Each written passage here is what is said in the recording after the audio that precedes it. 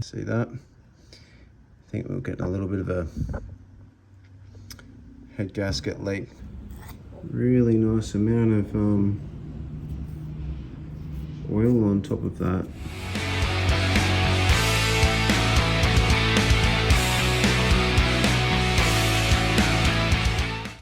Rightio guys, welcome back to another video. As you can see, we are in the garage, and the reason for that is because today I'm going to be doing a little bit of work on the DRZ. Now in the last video, I did allude to a few problems that I may be having with the bike, but didn't actually address what they were. So in this video, that's exactly what I'm going to do.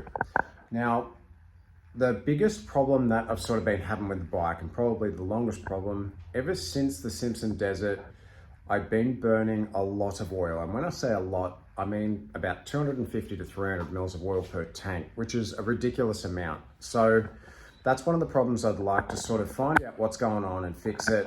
And to make matters worse, when I went for that adventure ride through Condamine River Road and actually met Steve and Mal at Governor's Chair, at the end of that ride, I come back home and I checked the oil because I knew that I was burning quite a large amount of it, and found that I had milky oil in the top of the dipstick area. So I'm just assuming that I've done a head gasket.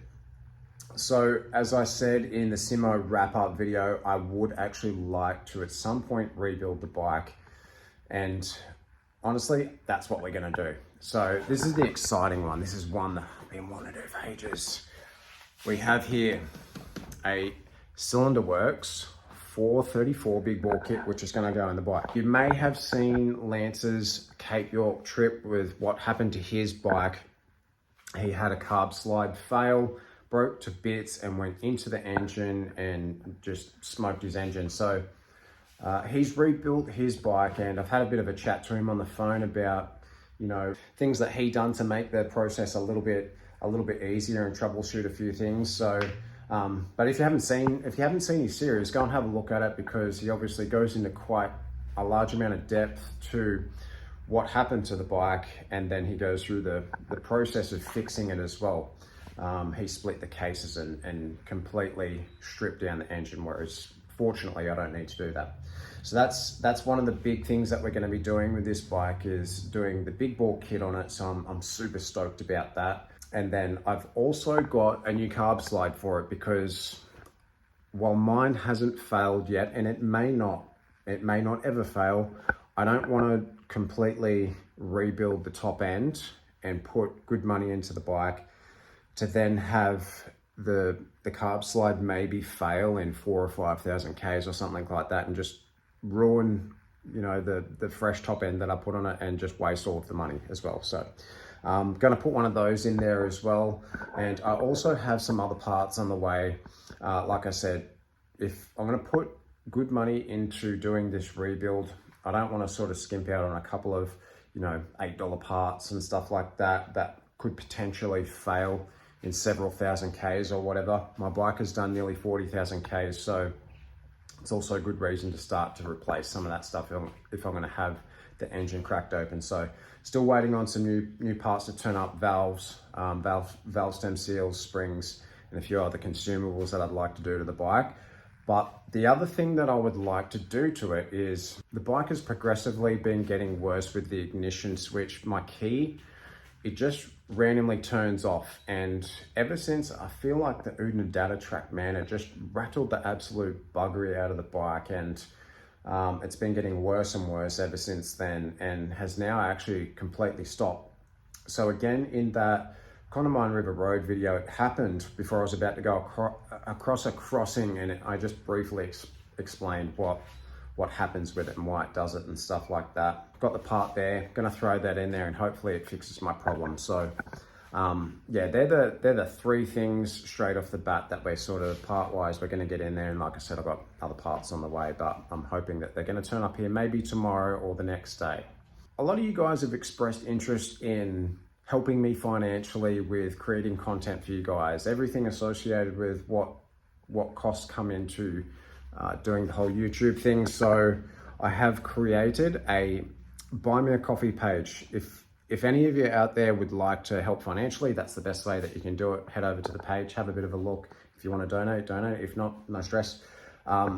But to all of you that have donated, thank you so much. It is incredibly nice of you, and to be honest, I'm stoked that there's people out there that want to help financially for me to continue to create these videos for you guys. But anyway, enough waffling from me. Let's get into stripping this bike down. And final disclaimer, I am by no means a motorcycle mechanic or motorcycle professional in any way, so this is not going to be an instructional video on how to rebuild your motorcycle or how to rebuild your DRZ or anything like that.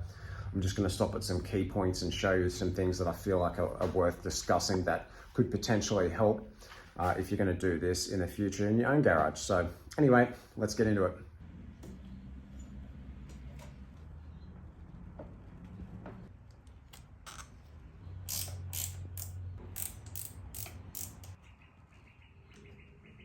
All right, so this one is the new one. This one is the new one. Old one, practically identical. And I now have two keys. I only had one key on the other one, so I've actually got a spare now. So, yay. Yay.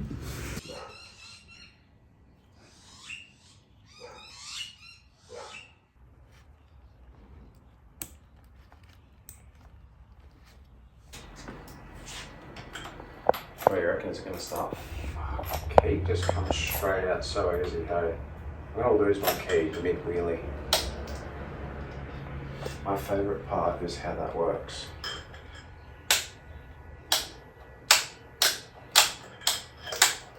So, as it turns out, it wasn't the switch. Fuck. That's awesome. Now I have another problem to fix.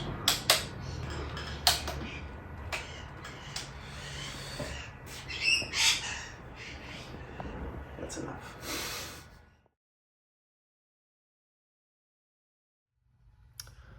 All right, guys, update time. As it turns out, the problem actually wasn't the key. The problem was this little relay, and that is what it plugs into and then gets wired in behind the headlight. So we've stripped that off, found out that's what the problem is after 3 frustrating days coming home from work, throwing a multimeter on different components to try and find out what the actual problem was. That is the problem. Now that relay, it actually controls a few things. It's a relay for your indicators, for your neutral light, for the side stand switch, and it's also kind of like a piggyback sort of bridge for your CDI. So if that fails, if that relay fails for something related to either a blinker or your side stand switch or something like that, your ignition also fails as well. It won't let the power pass through into your key switch or anything like that. So you won't even get spark to your spark plug. So anyway, I've bypassed that temporarily to find out whether I could get the bike to start without that relay in there. The bike starts and runs fine. I'm just gonna try and leave it as it is for now. I know that the bike runs and everything like that, which was kind of the point of it. I just wanted to make sure it was running sound before I started to strip the engine apart and then, trying to diagnose 2 potential problems. If something went wrong with the engine after I rebuild it, I didn't want to have to then try and diagnose an electrical problem at the same time. So anyway, that frustrating part is now done. I can focus on the fun stuff, rebuilding the bike. So let's get into it. Deep inside your soul, there's a hole you don't want to see. Every single day, what you say makes no sense to me. Even though I try, I can't get my head around you. Somewhere in the night, there's a light in front of me. Heaven up above with the shot, I bet it's me. Even though I try, I fall in the river of you. You managed to bring me down to where you're faking. Get up, get up, get up, get up. Souls are breaking. Get up, get up, get up.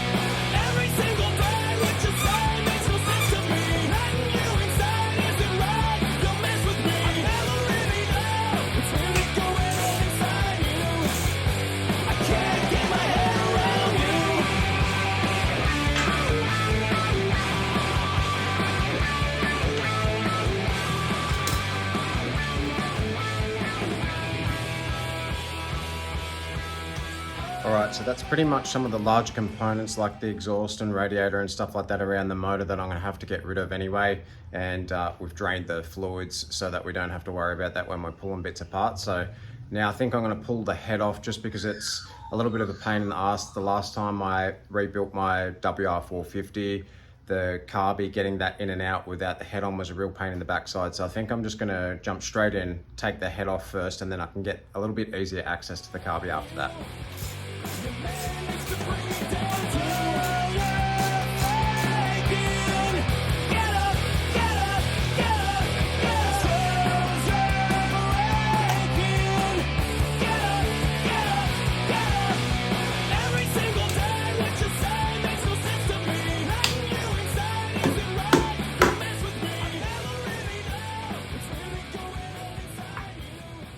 Just sort of taking that cover off, and kind of looks like someone's been here before, maybe for a valve check earlier on in its life before I owned it. And underneath those little sort of rubber dowel parts that go across the top there, they've been properly glued in with like some gasket sealer. They're a little bit difficult to get out, they're not sort of moving, so I'm going to wait. I'm going to try and see if I can just sort of get the head out and then clean it up after. I dare say I'll end up having to replace that. I can't remember whether I've actually got that in the kit or whether I ordered it on top of it, but that'll have to come out, and I've got to, if it gets all torn up and stuff, I'll just have to replace it. But I'll try and get it out, just leave it on there and try and get the head out without peeling it right off.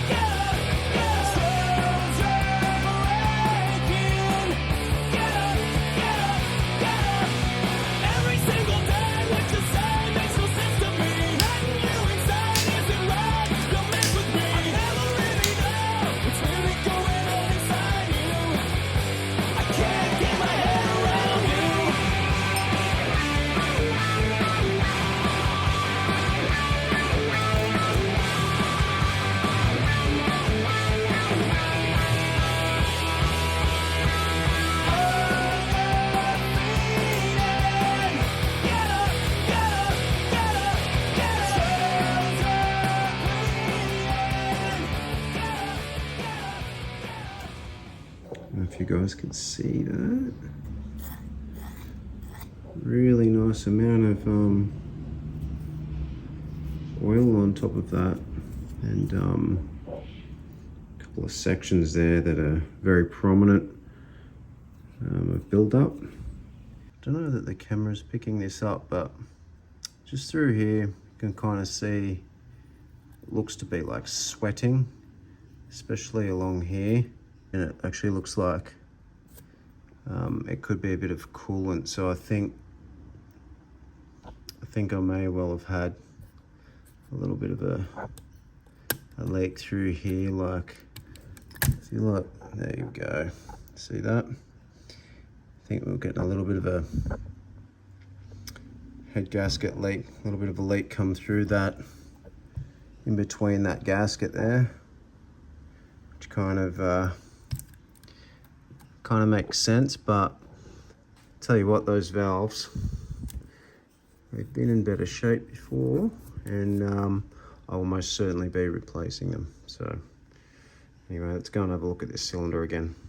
The cylinder doesn't actually feel that bad. There's no crazy, like at the top there's a bit of an obvious step. Looks like it's pretty much to the top of the piston stroke. But everything else, it doesn't feel crazy scored or anything like that. It's definitely well worn, but yeah, that piston's definitely seen better days. I think before I pull that cylinder off, I might just stuff it full of a rag and then take the carby off so it's nice and out of the way, and then I won't get a whole heap of junk, dirt and whatnot down into bottom end, which wouldn't be all that nice. So let's get that carby off.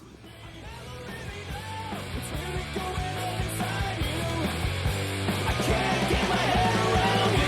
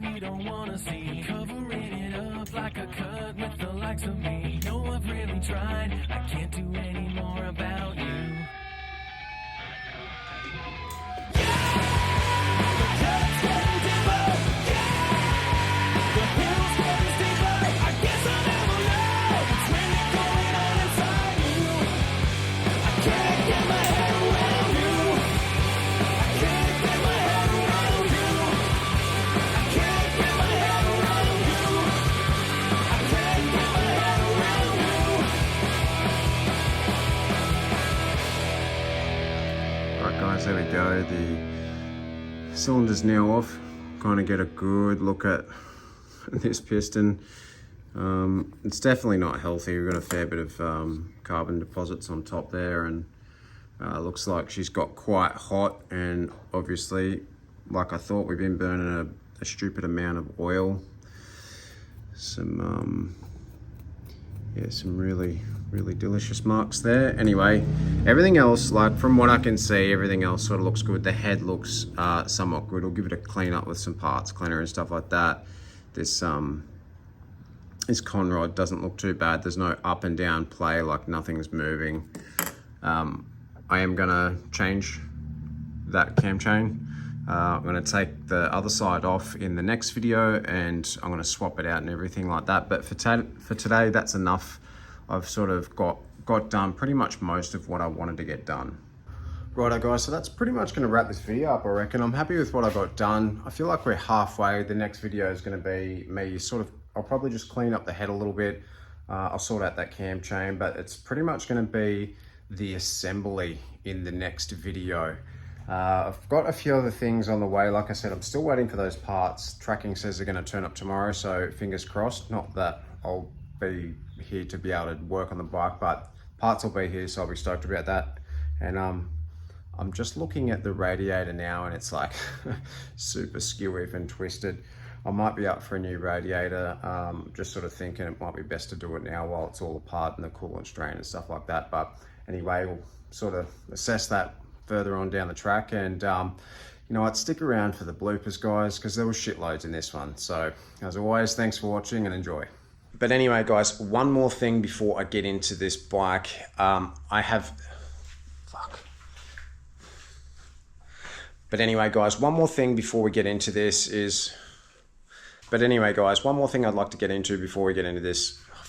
Get into this. Anyway guys, come on mate, use your words, Simmons. Anyway guys, one more thing I'd like to go at. Since the last video, come on mate, I have, I feel super, stupid, that's how I feel. Really?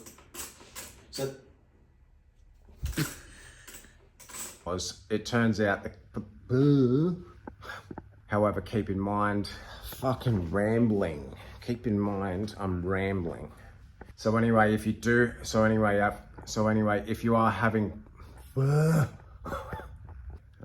that's the relay, that's what it goes into, and then plugs in, just strip the bike down, and I've grabbed the multimeter. Guys, alright guys, that's it. Say it again, mate, fuck. That was terrible.